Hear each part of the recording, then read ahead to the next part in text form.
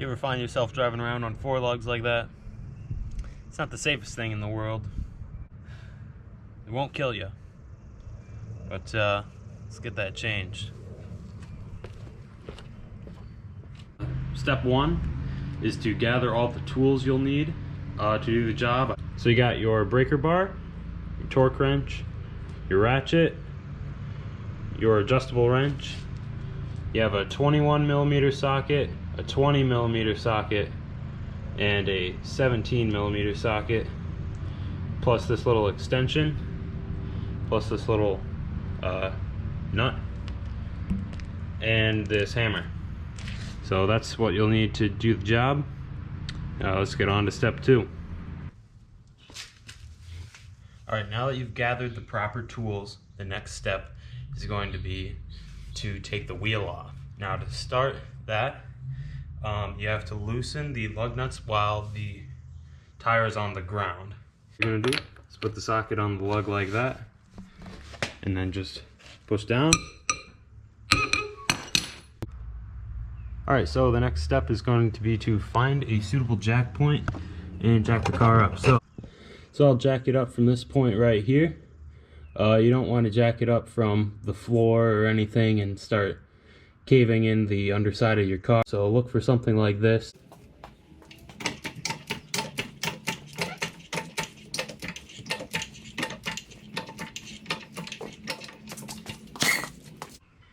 Alright, so I've gone and I've jacked the car up. Next step is going to be to take off the lug nuts. So what you're going to want to do is you're going to want to take your little socket and extension here that you use to loosen the lug nuts, and you're going to want to take your ratchet, just pop that sucker on there, and you're going to want to turn in the same direction you took them off, which is not that direction. And you're going to want to go this way, and just do that for all those until you get them off.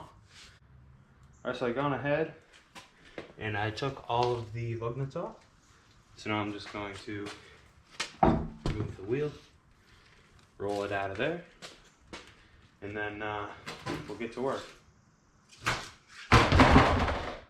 Alright, so the next step is going to be to take off the brake calipers so we can get the rotor off. And to do that, you're going to want to take off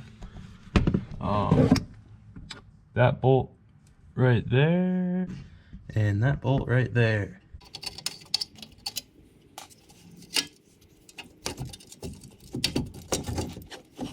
So I've gone and I've just stuffed it over here, make sure it doesn't hang by the brake line.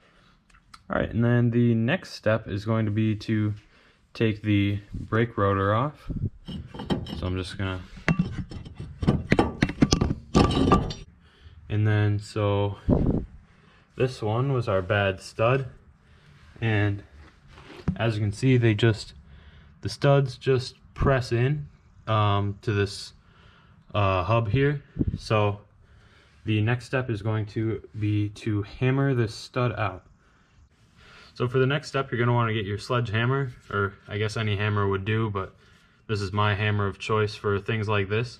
So now what you're going to want to do is literally just hammer it.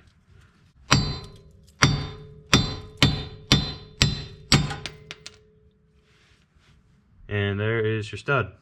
That was surprisingly easy. Alright, and here's the new stud. This is about $2 at AutoZone. And what you're going to want to do is literally just insert it like that. And then you gotta, it's a bit of a process getting this in because it presses in pretty good. Alright, so to get the new stud in, I just put this little bolt here just for fun, really.